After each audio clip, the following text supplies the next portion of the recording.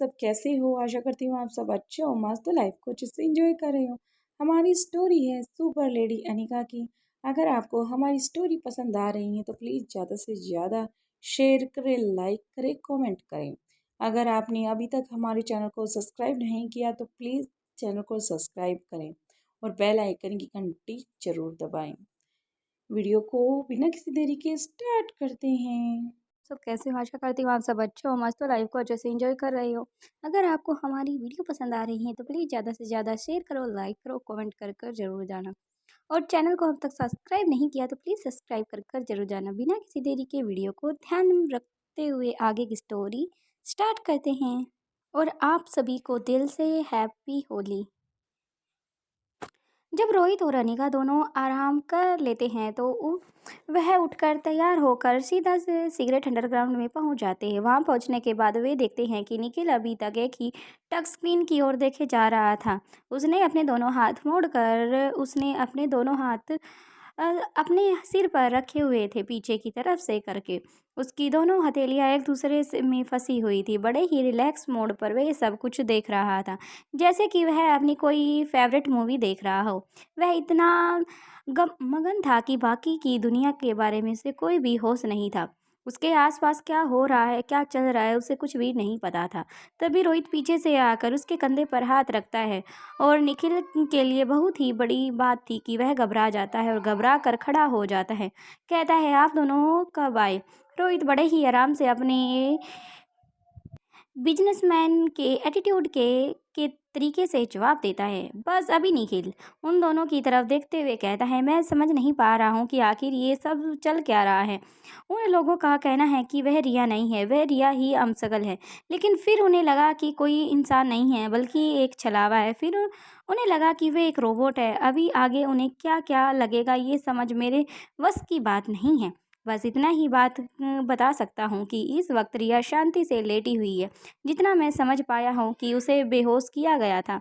हमें उसे जल्द से जल्द वापस लाना होगा, नहीं तो पता नहीं क्या लोग उसके साथ क्या करेंगे। निखिल की चिंता को देखकर अनिका उसे जवाब देती है, तुम्हें घबराने की कोई भी ज़रूरत नहीं है। जब तक हमारे पास उनकी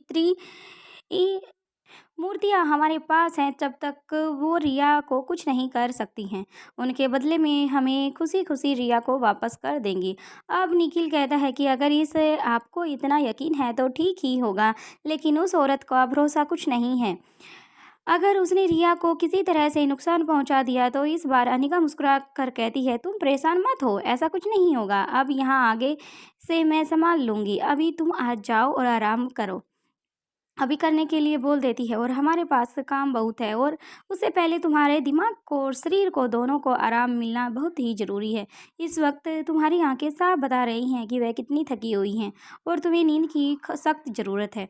अब निखिल को वो कुछ कहने की कोशिश करता है, लेकिन उससे पहले ही अनिका बड़े ही आराम से कहती है, अब तुम जा सकते हो। इतना कहने के बाद वह अनिका रोहित की तरफ मुड़ जाती है और कौटिल्य के पास अब यहाँ से जाने का कोई भी आराम करने के अलावा कोई भी चारा नहीं था। निखिल कौटिल जल्दी से मैडम, हाँ जी मैडम कहकर वहाँ से चला जाता है। कौटिल्य के साथ अनिका और रोहित का व्यवहार सौहार्दपूर्ण मात्र एक बिल्कुल दोस्त के समान ही था, क्योंकि अनिका उसे हमेशा अपना दोस्त की तरीके से ही बात करती थी और कौटिल्य हमेशा अनिका को मैम की तरह के साथ। अनिका और रोहित का व्यवहार हमेशा मैत्रीपूर्ण ही रहा है।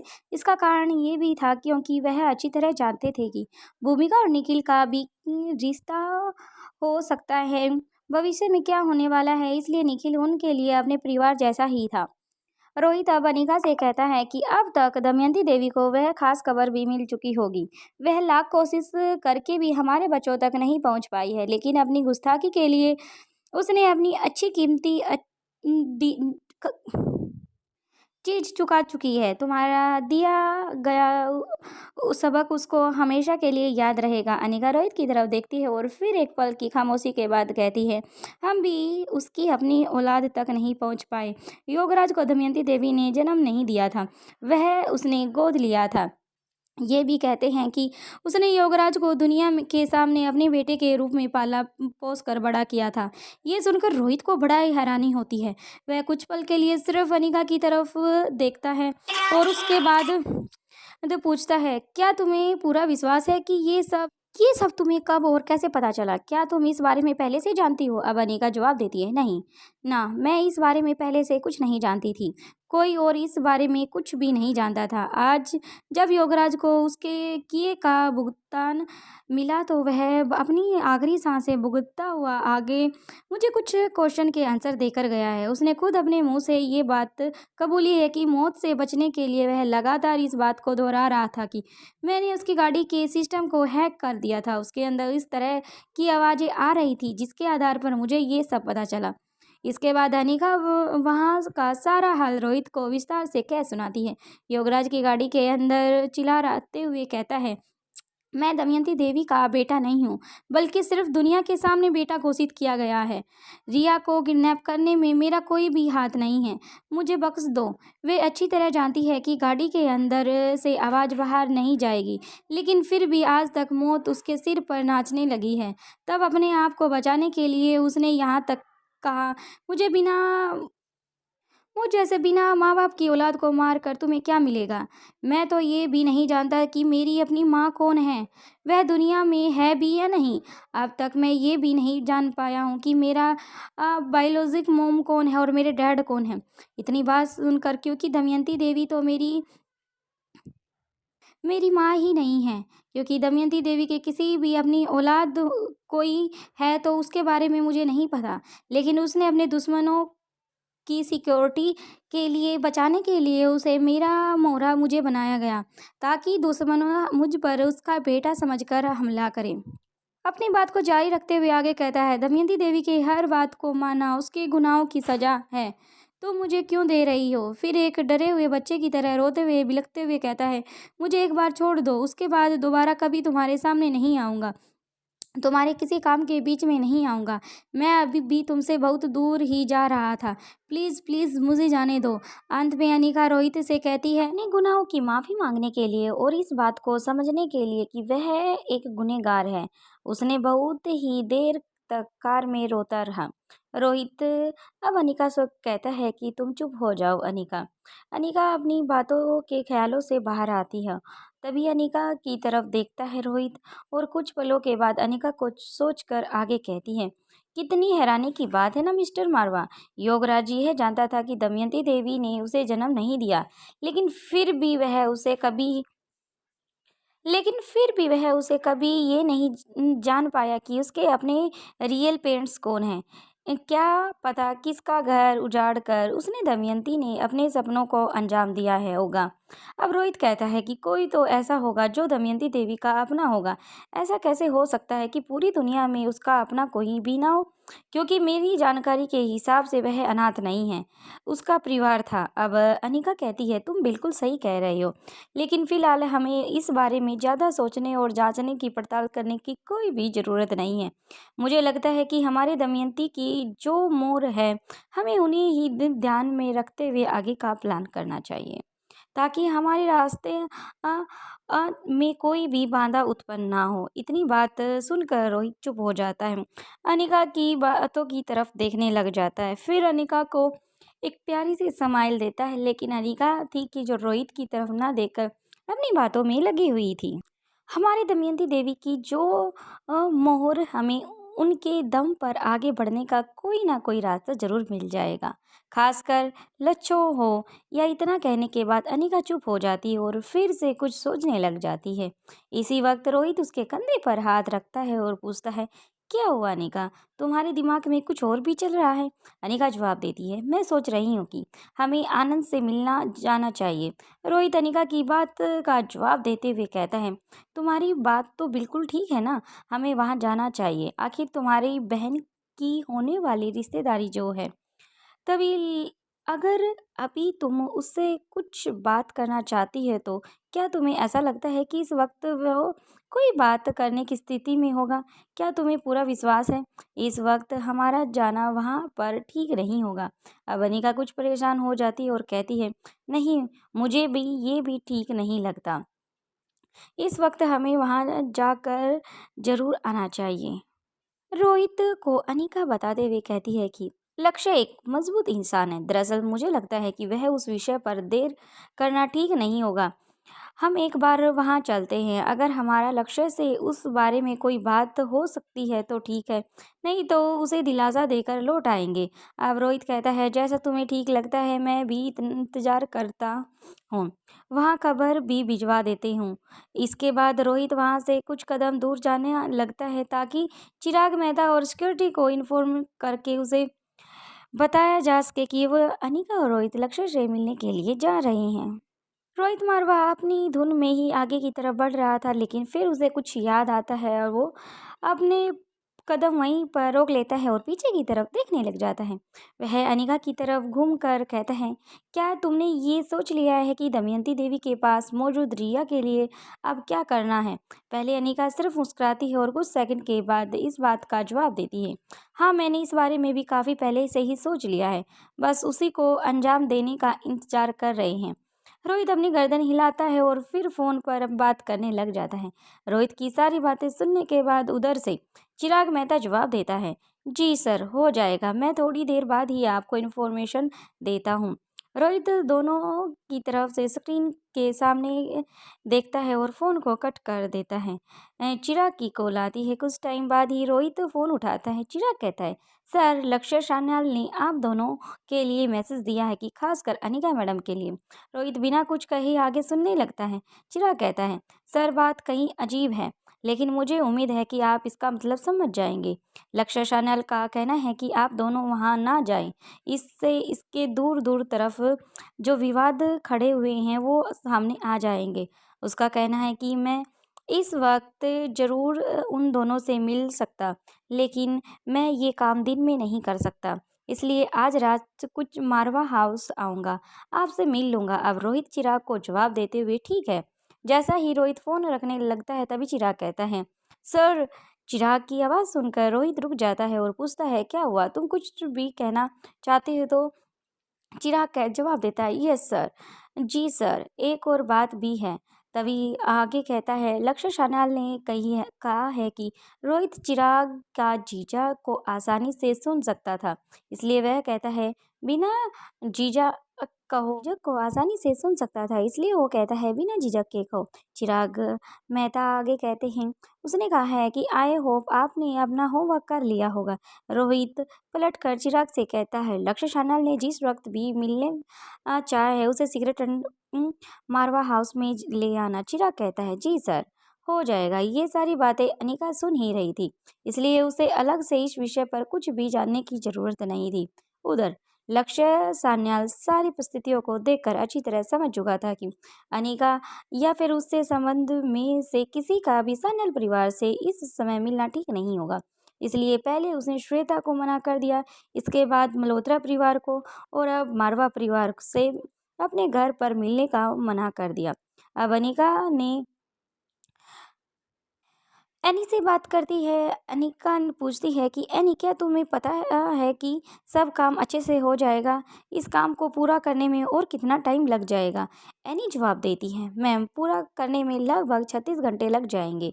अनिका पूछती है, तुम्हें पूरा विश्वास है करना तब तक काम पूरा हो जाएगा? अब एनी जवाब देते हुए कहती है, जी मैडम, ये पूरा हो जाएगा। अब अनिका अपनी तसल्ली के लिए एक बार फिर से पूछती है, तुम्हें पूरा यकीन है ना? ये एक्सक्यूजेस फुल है ना? अब एनी जवाब देती है, हाँ, मुझे पूरा विश्वास है कि मैंने उसके सभी सॉफ्टवेयर और हार्डवेयर को अच्छी तरह से स्कैन कर लिया था। मैं ज़रूर इस समय पर बता दूंगी, आपको याद होगा, आपके ही कहने पर इसके लिए सॉफ्टवेयर मैंने खुद तैयार किया था और उसके बाद डाउनलोड भी कर लिया था। अब अनिका कहती है, मुझे तुम पर पूरा विश्वास है कि तुम ज़रूर इसे पूरा कर लोगी। मैं अपने अगले टारगेट से बहुत ही करीब हूँ, बस इसलिए कंफर्म करने के लिए आई थी, ताकि आपने अगले काम को अंजाम देने से पहले सही निर्णय ले सकूँ। दमयंती देवी का किला। दमयंती देवी अब तक अपनी रिसर्च लैब में पहुंच चुकी थी, जहां पर रिया लेटी हुई थी। उसके चारों ओर डॉक्टर्स और साइंटिस्ट मौजूद थे। सभी अपनी तरफ से अलग अलग तरह की प्रयासों में लगे हुए थे, लेकिन किसी भी नतीजे पर नहीं पहुंच पा रहे थे। दमयंती देवी के आते ही वे सभी वहां से कुछ कदम पीछे की तरफ हट कर दूर खड़े हो जाते हैं और अपने हाथ आगे की तरफ बांध कर सिर झुका लेते हैं। अब दमयंती देवी रिया के पास जाती है। पहले वह सिर्फ उसे बड़े ही गौर से देखती है और फिर उसके शरीर को कोई भी हिस्सा ऐसा नहीं था जिसके आधार पर यह कहा जा सके कि यह इंसान नहीं। लेकिन उसके उसके पास जितनी भी औरतें साइंटिस्ट थी, उनका कहना था कि सामने मौजूद रिया एक इंसान नहीं है। अब दमयंती देवी उसे हाथ लगाकर देखती है। रिया को छूने पर भी इसका एहसास बिल्कुल वैसा ही था जैसे कि किसी बच्चे को छूने पर होता है। उसकी हथेलियां हल्की गर्म और बाकी का शरीर का टेम्परेचर सामान्य व्यक्तियों जैसा था। उसकी नाक के आगे हाथ रखने के उससे हल्की सी गर्म आती जाती हवा महसूस हो रही थी। त्वचा पर हल्के रोए दिखाई दे रहे थे। वह उसके शरीर को अलग अलग जगहों पर दबा कर भी देख रही थी। वह यह पक्का करने की कोशिश करती है कि उसके शरीर में कहीं कोई सेंसर या किसी प्रकार का कोई डिवाइस तो नहीं छुपा हुआ। अगर ऐसा है तो या फिर नहीं है तो उसे किस आधार पर एक मशीन कहा जा सकता है। विज्ञान की दुनिया में ऐसा नमूना अपने आप एक बहुत बड़ी कामयाबी है। दमयंती देवी खुद भी एक साइंटिस्ट थी। वह अपनी तरफ से पूरी तरह से तसल्ली करती है कि वह कोई लूप फॉर्मूले से बनाई हुई कोई रोबोट तो नहीं है, लेकिन वह कुछ भी नहीं ढूंढ पाने में नाकाम रहती है।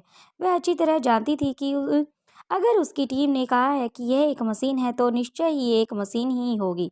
लेकिन इस मशीन को बिना तोड़े फोड़े और किसी तरह से ज्वाइंट किए बिना ही कैसे एक बिल्कुल बच्चे जैसा आकार दिया जा सकता है। अब दमयंती देवी काफी सोच विचार में पड़ जाती है कि इस मशीनरी को कार्यशैली को कैसे समझा जाए। अब अपने आप में एक बड़ा ही क्वेश्चन बन चुका था।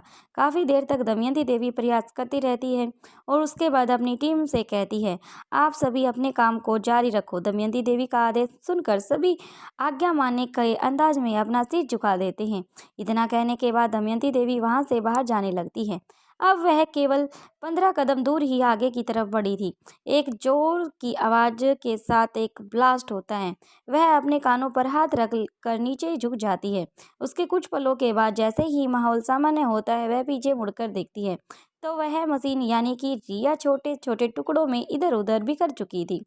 इस घटना के चलते ही वहां मौजूद सभी लोग के कारण उनके सभी के चेहरे सफेद पड़ चुके थे। किसी के कानों में केवल भी की आवाज ही सुनाई दे रही थी। किसी का सिर घूम रहा था तो किसी की आंखें बिल्कुल खुली की खुली रह गई थी। कुछ ने तो अपनी आंखों के आगे हाथ लगाकर उन्हें मसलना स्टार्ट कर दिया था। उनके सामने बिल्कुल अंधेरा छा चुका था। कुछ जमीन पर गिर पड़े थे और जबकि कुछ बुरी तरह से घायल हो चुके थे और उनका खून बहा जा रहा था। इनमें से कुछ अपनी जान भी गंवा चुके थे। इस घटना के तुरंत बाद दमयंती देवी के सिपाही उसे चारों ओर से घेर कर सुरक्षा कवच देने की कोशिश करते हैं, लेकिन दमयंती देवी उन्हें पीछे हटा जाने का आदेश देती है। सभी पीछे हट जाओ, हमें देखने दो। दमयंती देवी को ये समझने में तकनीक भी देर नहीं लगती कि यह ब्लास्ट उसके लिए एक संदेश है। अगर वह अनिका चाहती है तो वह इस ब्लास्ट के जरिए दमयंती देवी के जान भी ले सकती थी, लेकिन उसने ऐसा नहीं किया, जिससे कि यह बात बिल्कुल स्पष्ट हो चुकी है कि उसका इरादा दमयंती देवी को जान लेना नहीं बल्कि कुछ और ही है। अब दमयंती देवी के चेहरे पर रोष का भाव साफ साफ दिखाई दे रहा था, लेकिन डर कहीं भी नामो निशान नहीं था। वह गुस्से में दमदमाती हुई वहां से बाहर चली जाती है और सीक्रेट अंडरग्राउंड मारवा हाउस। प्रीति अच्छी तरह जानती थी कि उससे पहले अनिका के लिए इस तरह की सभी काम राजलक्ष्मी द्वारा किए जाते थे, जो अब प्रीति करती हैं। यूँ तो प्रीति एक कामयाब डॉक्टर थी, वैसे भी जिसे अनिका के अंडर प्रैक्टिस करने को मिली हो, वो एक अपने आप में बहुत बेहतरीन डॉक्टर ही है। क्योंकि उसे अनिका के अनुभव का फ़ायदा मिलना भी स्वाभाविक ही था। लेकिन इस वक्त प्रीति के पास काम ज़्यादा था और वक्त कम था। इस परिस्थिति में उसे किसी भी भरोसेमंद की मदद की ज़रूरत थी। वह भरोसेमंद व्यक्ति और कोई नहीं बल्कि राजलक्ष्मी के अलावा और कोई नहीं हो सकता था। लेकिन इस वक्त समस्या ये थी कि राजलक्ष्मी लंबे समय तक खड़ी नहीं रह सकती थी और ना ही बहुत ज़्यादा देर तक बैठ सकती कर काम कर सकती थी। प्रीति कई बार अपना फ़ोन उठाती है और राजलक्ष्मी को फ़ोन मिलाने की कोशिश करती है, लेकिन हर बार की तरह वह कुछ सोचकर अपना फ़ोन वापस रख लेती है। इस स्थिति में उसकी मदद कैसे मांगूं? अंत में अपनी ये कसम कस के करते हुए वह प्रीति यह सोचकर राजलक्ष्मी को फ़ोन मिला देती है कि कम से कम मैं उससे एक बार पूछ तो लूँ। अगर मेरा मदद कर पाए तो ठीक है, वरना मैं उसकी स्थिति को समझ सकती हूँ। प्रीति की कॉल देखकर राजलक्ष्मी उत्साहित हो जाती है और मुस्कुराकर फ़ोन उठा लेती है। इससे पहले कि प्रीति कुछ कहती, राजलक्ष्मी कहना स्टार्ट करती है, मैं मेरी होने वाली देवरानी के लिए काफ़ी एक्साइटेड हूँ। अब तुमने फ़ोन किया है तो चलो बताओ तुम्हें कैसे और किस तरह परेशानी है। मेरा देवर कैसा है? तुम दोनों की वहाँ कैसी टाइम स्पेंड हो रहा है या नहीं हो रहा? राजलक्ष्मी की ऐसी बातें सुनकर प्रीति शर्मसार से लाल हो जाती है। उसके दोनों गाल बिल्कुल टमाटर की तरह लाल हो जाते हैं। वह चाहकर भी राजलक्ष्मी से यह नहीं कह सकती थी कि पिछले 2 दिन से उसने ओमकार की शक्ल भी नहीं देखी है। वह अपने काम में बहुत ही व्यस्त है। जब प्रीति कुछ बोल नहीं पाती तो राजलक्ष्मी एक बार फिर से कहती है, अच्छा ज़्यादा मत शर्माओ, चलो इस बात को छोड़ो और बताओ कि कैसे याद किया।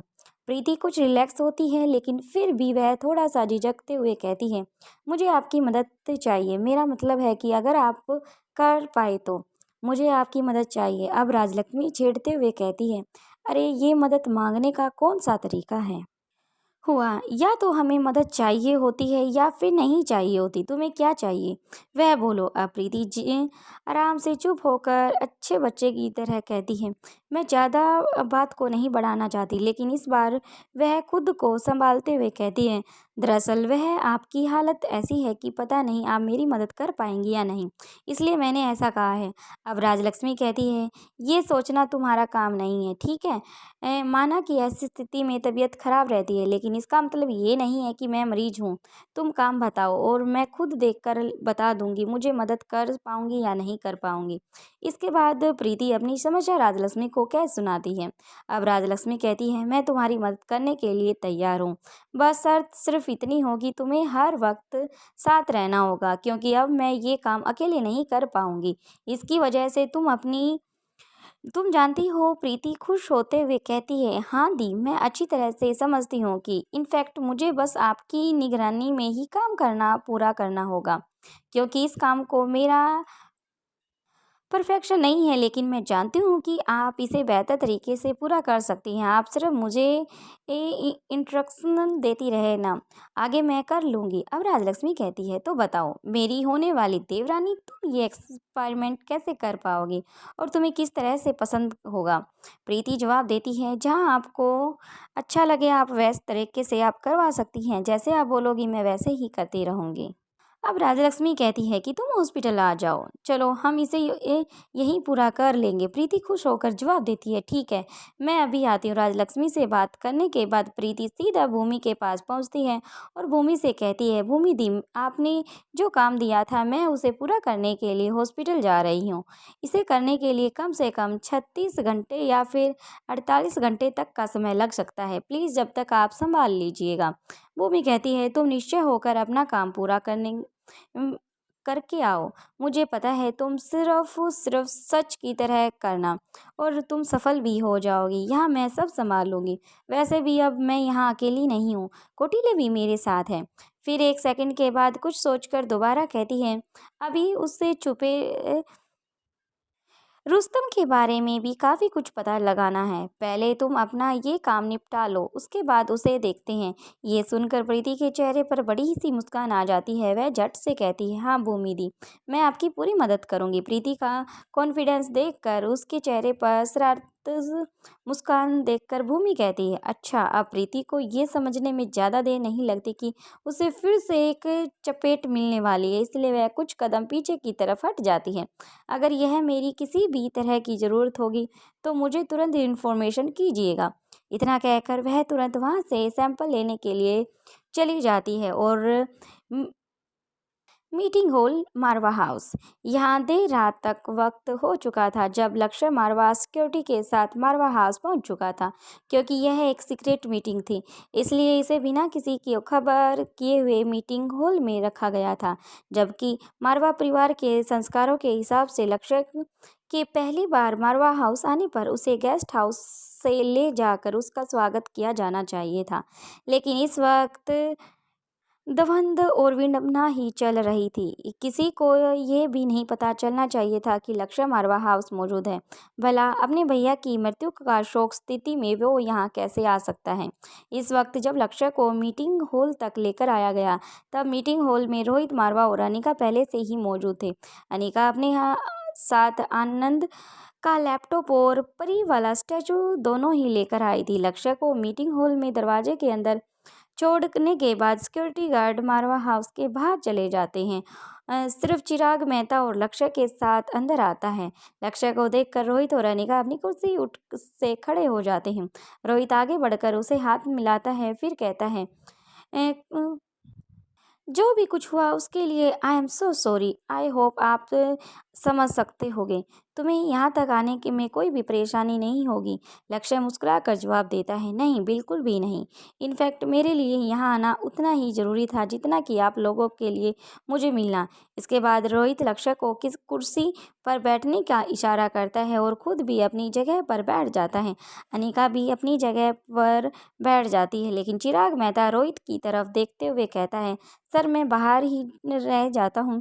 चिराग जानता था कि वह यह मीटिंग और लैपटॉप सीक्रेट है, मैं इसके लायक नहीं हूँ, इसलिए मेरा यहाँ से जाना ही बेहतर होगा। चिराग की बात सुनकर रोहित अपनी हल्के से गर्दन हिलाता है तो चिराग मेहता मीटिंग हॉल से बाहर चला जाता है। अब अनिका लक्ष्य से कहती है, जो भी सॉफ्ट या फिर डॉक्यूमेंट और डिटेल्स थी आनंद ने हमारे लिए छोड़ी थी उनमें से कुछ भी ऐसा नहीं है, और जो भी है मुझे समझ में नहीं आया होगा, एकदम स्पष्ट नहीं है। फिर लैपटॉप और स्टैचू की तरफ हाथ करते हुए कहती है, लेकिन फिर भी अभी भी कई सवाल ऐसे हैं जिनका जवाब ये डॉक्यूमेंट नहीं दे सकते। ये सुनकर लक्ष्य अनिका की तरफ देखता है और दरअसल वह जानता था कि अनिका क्या जानना चाहती है। अनिका लक्ष्य की आंखों में सवाल को समझकर आगे कहती है, मेरा मतलब ये है कि इनके जरिए दमयंती देवी के बारे में काफ़ी बातें पता चली हैं, लेकिन मैं वहाँ दमयंती देवी के लिए नहीं बल्कि आनंद की सच्चाई को जानने के लिए गई थी, ताकि मैं उसके बाद तुम्हारी हकीकत के बारे में जान सकूं। इसके बाद अनिका 2 से 3 लाइन और आगे बोलती है और फिर चुप हो जाती है। अनिका के चुप होने के बाद कुछ टाइम 2 से 3 मिनट तक का सन्नाटा छा जाता है। एक बार फिर से कहना स्टार्ट करती है, शायद तुम्हें सुनने में अच्छा ना लगे, लेकिन आनंद ने जो छवि खड़ी थी उसके बाद मेरी जगह कोई भी होता निश्चित तौर पर तुम पर संदेह कर सकता था। अब लक्ष्य अपने दोनों हाथ टेबल पर रखता है और आगे की ओर होते हुए कहता है, मैं बात को ज़्यादा लंबा तो नहीं खींचूंगा, पहले मैं आपके लिए सवाल का जवाब देता हूँ। आपने जो भी देखा, कुछ भी समझा, उसका आधार काफ़ी मजबूत था, लेकिन कई बार आंखों देखा सच नहीं हो सकता और कानों सुना भी गलत नहीं हो सकता। इसलिए मैं आपकी बात को और ज़्यादा नहीं बढ़ाना चाहता। बाकी का नेक्स्ट एपिसोड में देखते हैं। वीडियो पसंद आ रही है तो प्लीज़ ज़्यादा से ज़्यादा शेयर करें, लाइक करें, कमेंट करें। जल्द मिलते हैं न्यू एपिसोड के लिए। वीडियो लेट के लिए दिल से सॉरी, दिल से सॉरी। Thank you friends. और वैम्पायर वाली स्टोरी काफ़ी इंटरेस्टिंग है और जो सुनते हैं, बस मैं यही बताना चाहती हूँ कि नेक्स्ट एपिसोड कल तक आ जाएगा।